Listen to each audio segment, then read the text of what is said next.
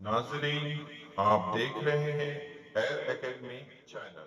مالک نے خبر دی نافع سے وہ عبداللہ بن عمر رضی اللہ عنہ سے کہ رسول اللہ صلی اللہ علیہ وسلم نے فرمایا کسی مسلمان کے لیے جن کے پاس وصیت کے قابل کوئی بھی مال ہو درست نہیں کہ 2 رات بھی وصیت کو لکھ کر اپنے پاس محفوظ رکھے بغیر گزارے۔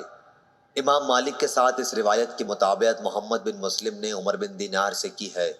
انہوں نے ابن عمر رضی اللہ عنہ سے اور انہوں نے نبی کریم صلی اللہ علیہ وسلم سے روایت کی ہے۔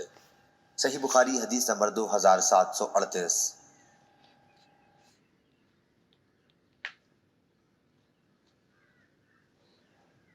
آق نے عمر بن عبداللہ سے بیان کیا اور ان سے رسول اللہ صلی اللہ علیہ وسلم کے نسبتی بھائی عمر بن حارث رضی اللہ عنہ نے جو جویریہ بنت حارث رضی اللہ عنہا ام المومنین کے بھائی ہیں بیان کیا کہ رسول اللہ صلی اللہ علیہ وسلم نے اپنی وفات کے بعد سوائے اپنے سفید خچر اپنے ہتھیار اور اپنی زمین کے جسے آپ صلی اللہ علیہ وسلم وقف کر گئے تھے نہ کوئی درہم چھوڑا تھا، نہ دینار، نہ غلام، نہ باندی اور نہ کوئی چیز۔ صحیح بخاری حدیث نمبر 2739۔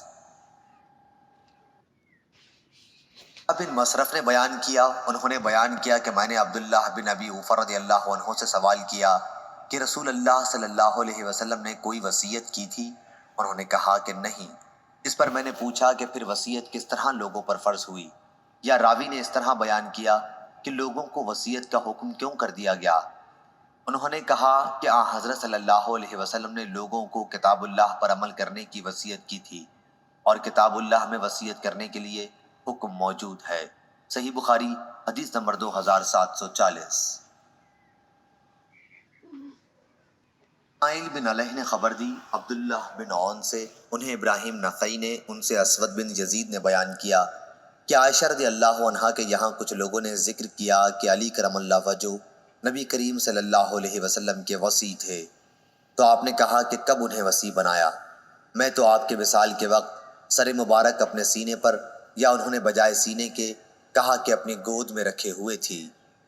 پھر آپ نے پانی کا طشت منگوایا تھا کہ اتنے میں سر مبارک میری گود میں جھک گیا اور میں سمجھ نہ سکی کہ آپ کی وفات ہو چکی ہے، تو آپ نے علی کو وصی کب بنایا؟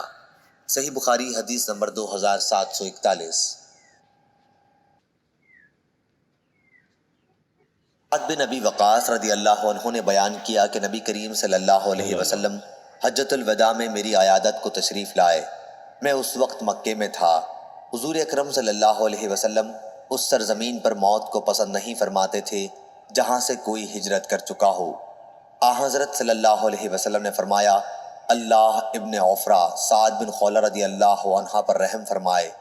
میں نے عرض کیا یا رسول اللہ صلی اللہ علیہ وسلم میں اپنے سارے مال و دولت کی وصیت کر دوں؟ آپ نے فرمایا کہ نہیں۔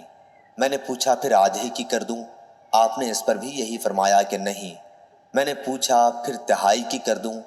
آپ صلی اللہ علیہ وسلم نے فرمایا تہائی کی کر سکتے ہو اور یہ بھی بہت ہے۔ اگر تم اپنے وارثوں کو اپنے پیچھے مالدار چھوڑو تو یہ اس سے بہتر ہے کہ انہیں محتاج چھوڑ دو کہ لوگوں کے سامنے ہاتھ پھیلاتے پھریں۔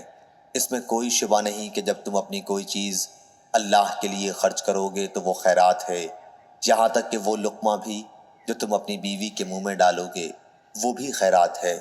اور ابھی وصیت کرنے کی کوئی ضرورت بھی نہیں، ممکن ہے کہ اللہ تعالیٰ تمہیں شفا دے اور اس کے بعد تم سے بہت سے لوگوں کو فائدہ ہو اور دوسرے بہت سے لوگ اسلام کے مخالف نقصان اٹھائیں۔ اس وقت حضرت سعد رضی اللہ عنہ کی صرف ایک بیٹی تھیں۔ صحیح بخاری حدیث نمبر 2742۔ سفیان بن عینہ نے بیان کیا ان سے ہشام بن عروہ نے، ان سے ان کے والد نے اور ان سے ابن عباس رضی اللہ عنہ نے بیان کیا کاش لوگ وصیت کو چوتھائی تک کم کر دیتے تو بہتر ہوتا، کیونکہ رسول اللہ صلی اللہ علیہ وسلم نے فرمایا تھا کہ تم تہائی کی وصیت کر سکتے ہو اور تہائی بھی بہت ہے، یا آپ صلی اللہ علیہ وسلم نے یہ فرمایا کہ یہ بڑی رقم ہے۔ صحیح بخاری حدیث نمبر 2743۔